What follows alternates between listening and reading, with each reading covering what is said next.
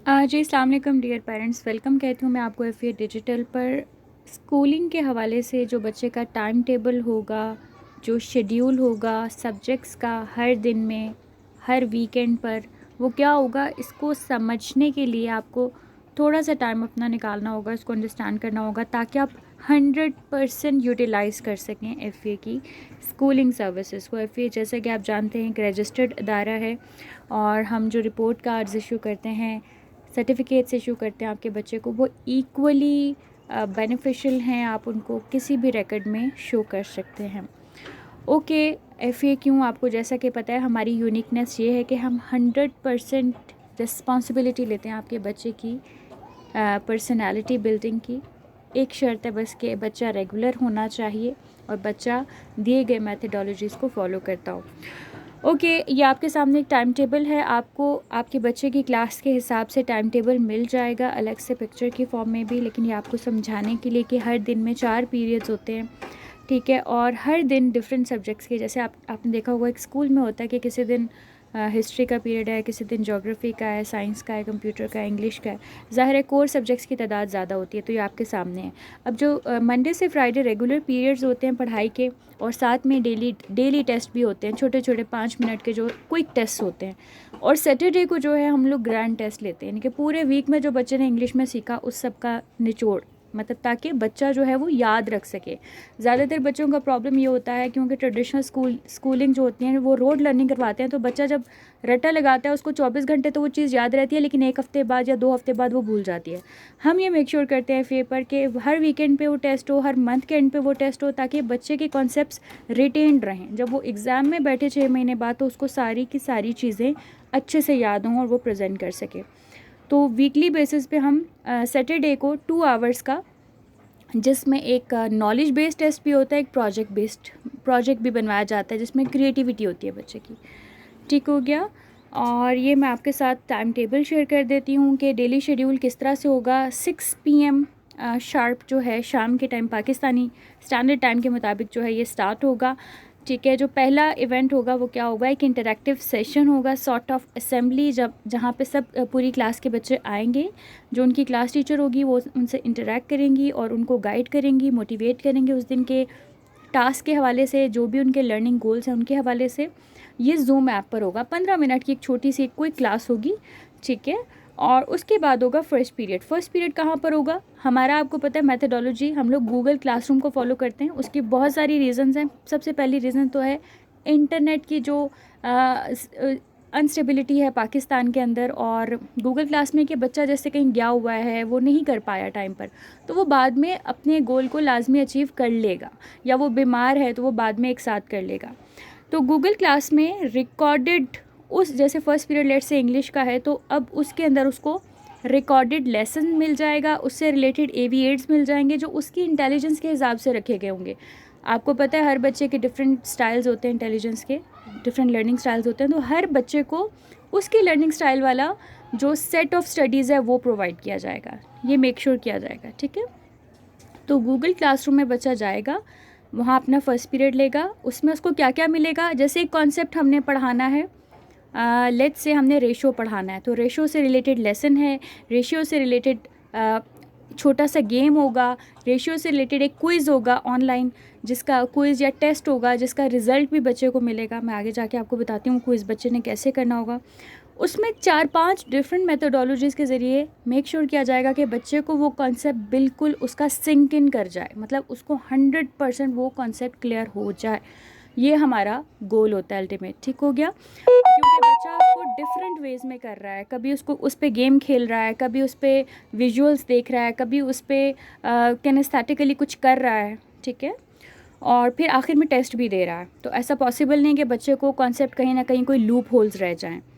ये 30 मिनट्स की एक सब्जेक्ट की क्लास होगी, फिर 5 मिनट का ब्रेक होगा। पोमोडोरो एक मशहूर साइकोलॉजिकल एक ट्रिक है जिसको हम फॉलो करते हैं, और जिसमें क्या होता है कि 25 मिनट या 30 मिनट से ज़्यादा इंसान क्योंकि एक गो में सीख नहीं सकता, तो 5 मिनट का हम ब्रेक देते हैं ताकि बच्चे की लर्निंग जो है वो बूस्टअप हो सके, और उसने जो 25-30 मिनट में सीखा है वो उसका सिंक इन हो सके। तो 5 मिनट का ब्रेक, फर्स्ट पीरियड 5 मिनट का ब्रेक, फिर सेकंड पीरियड इसी तरह दूसरे सब्जेक्ट का होगा, फिर 5 मिनट का ब्रेक, फिर थर्ड पीरियड इसी तरह से होगा, 30 मिनट्स का, फिर 5 मिनट का ब्रेक, फिर चौथा पीरियड, फिर 5 मिनट का ब्रेक।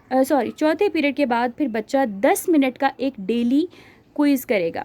ठीक है, ये जो यहाँ पर 10 मिनट का जो 5th पीरियड लिखा गया, ये 10 मिनट्स का एक्चुअली एक क्विज़ होगा जिसमें बच्चे की सेल्फ अवेयरनेस पे काम किया जाएगा। बच्चा अपने आप को आपकी अकाउंटेबिलिटी करेगा कि आज मैंने दांत ब्रश किए, आज मैंने नमाज़ पढ़ी, या आज मैंने सच बोला, आज मैंने, वो ऑनेस्टली उसको करेगा। ठीक है, उसका रिजल्ट सिर्फ वो बच्चा ही देख सकेगा। अच्छी बात ये है, ना पेरेंट देख सकेंगे ना टीचर सिर्फ क्लास टीचर देख सकेंगी, और वो भी किसी को बताएंगे नहीं, ये कॉन्फिडेंशियल रखा जाएगा, ताकि बच्चा जब अपना सेल्फ असेसमेंट करता है तो ये 100% श्योर है कि 1% करके वो पर्सनालिटी में पॉजिटिव चेंज लाता जाएगा। और आखिर में क्या होगा, 15 मिनट का अगेन एक फाइनल इंटरैक्टिव जूम सेशन होगा, जिसमें टीचर, क्योंकि बच्चा जो क्लास टीचर है, जो बच्चा टेस्ट कर रहा था, वो ऑटोमेटिकली हमारे सिस्टम पे उनके आंसर्स, उनके जो है नंबर्स हमारे पास आते रहते हैं। ठीक है, तो अब क्या होगा कि अब जब हमारे पास, जैसे फॉर एग्जांपल 5 बच्चे थे ग्रेड 4 में, उन सब के नंबर हमारे पास आ गए। अब टीचर के पास रिकॉर्ड आ गया कि किस किस बच्चे ने अपना डेली टेस्ट कर लिया है, डेली लेसन कर लिया है।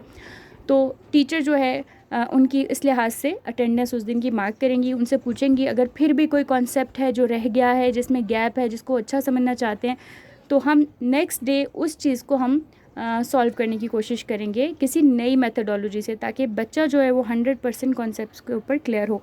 होपफुली अब आपको मेथड भी समझ आ गया, शेड्यूल भी समझ आ गया। मैं आपको थोड़ा सा एक्सप्लेन कर देती हूँ कि स्टेप बाय स्टेप गाइड किस तरह से इनिशिएट करना है। स्टेप नंबर 1 में आपने 3 ऐप्स इंस्टॉल कर लेनी है प्ले स्टोर से जाके। प्ले स्टोर ये है, आपने होपफुली देखा होगा एंड्रॉइड पे, या टैब बच्चा यूज़ कर रहा है। अगर टैब यूज़ नहीं कर रहा, लैपटॉप भी यूज़ कर रहा है, तो जूम होना चाहिए और गूगल क्लासरूम होना चाहिए। ये 2 चीज़ें हमें चाहिए। ठीक हो गया। इसके बाद फिर आपको हम इस तरह से इस शक्ल में व्हाट्सएप पर आपको लिंक्स भेजेंगे क्लासेस के, जैसे इंग्लिश क्लास का लिंक, मैथ्स क्लास का लिंक। आपका बच्चा लेट्स से ग्रेड 4 में है, तो उसको हर सब्जेक्ट का अलग एक लिंक मिलेगा, तो उसको एक ही दफ़ा 1 टाइम इन अ लाइफ उसको जाके ज्वाइन करना पड़ेगा। फिर उसकी गूगल क्लासरूम ऐप में उसकी क्लासेस ऑटोमेटिकली शो होती रहेंगी।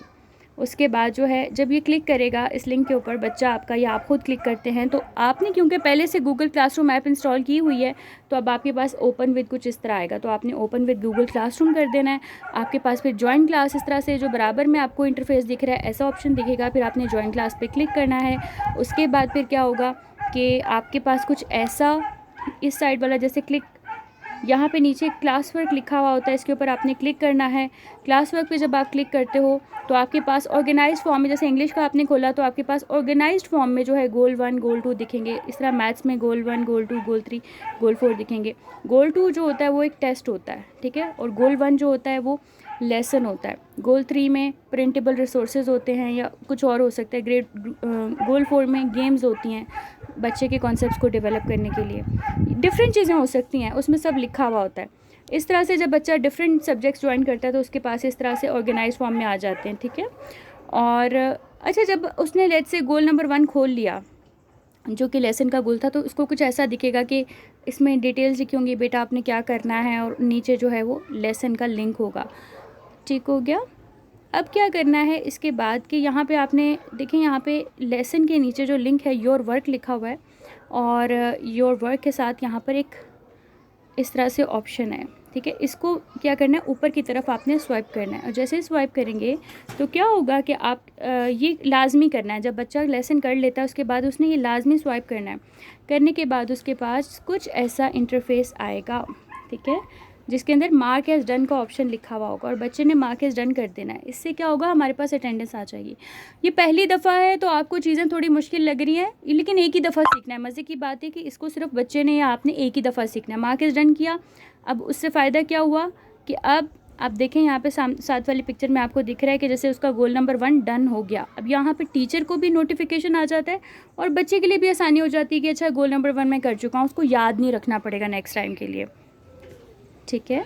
उसके बाद जो है, अब मैं क्विज़ का आपको बता देती हूँ। क्विज़ जैसे गोल नंबर 2 या गोल नंबर 3, जहाँ पर भी क्विज़ या टेस्ट, ऑनलाइन टेस्ट मौजूद है, आप उसको खोलेंगे तो ऐसा इंटरफेस आएगा। स्टार्ट लिखा होगा, स्टार्ट पे क्लिक करेंगे तो एंटर योर डिटेल्स में नाम होगा, हो सकता है रोल नंबर पूछा जाए। फिर इस तरह से क्विज़ आएगा, उसके ऊपर देखें यहाँ पर टाइमर लगा हुआ होगा, तो इसलिए बच्चा चीटिंग नहीं कर सकता है, टाइमर के अंदर करना है। फिर नीचे जाके सबमिट का ऑप्शन होगा, सबमिटेड आएगा, और उसके ऊपर व्यू रिज़ल्ट लिखा हुआ होगा। व्यू रिज़ल्ट पे जब क्लिक करेंगे तो बच्चे को अपनी परसेंटेज, मार्क्स सब कुछ दिख जाएगा। ठीक है। और फिर उसके बाद देखें, ना सिर्फ बच्चे को अपना रिज़ल्ट शो हो जाएगा, वो स्क्रीनशॉट लेके टीचर को भी शेयर कर सकते हैं, ना भी करेगा शेयर तो हमारे पास पोर्टल पे यूँ बच्चों के आंसर्स आ जाते हैं। अगर जैसे 10 बच्चों ने क्लास में क्वेश्चन किए हैं, आंसर किए हैं, उनका टाइम, उनका क्लास डे, टाइम, नंबर, सब कुछ आ जाता है। इसी वजह से फिर हम लोग प्रॉपर रिकॉर्ड कीपिंग करते हैं, बच्चे को मंथली रिपोर्ट इस तरह से देते हैं जिस पे हमारा बार कोड लगा होता है, यानी हर चीज़ की प्रॉपर रिकॉर्ड कीपिंग होती है। ये हमारे कुछ ग्रुप्स हैं जिसके ऊपर हम लोग मंथली एडमिशन जो हैं वो ले रहे थे। अभी फ़िलहाल स्लॉट्स फिल हो चुके हैं सारे। होपफुली आपको आज की ये जो ट्यूटोरियल थी ये समझ आई है। कोई भी क्वेश्चंस हैं, you are free to ask on WhatsApp. ये याद रखिएगा, ये एक दफ़ा की मेहनत है, but trust me within 1 month आप अपने बच्चे में जो पॉजिटिव चेंज देखने वाले हैं, लर्निंग उनकी जो बूस्टअप होने वाली है, उनकी पर्सनालिटी में जो एक स्पार्क आने वाला है, it would worth it. Thank you.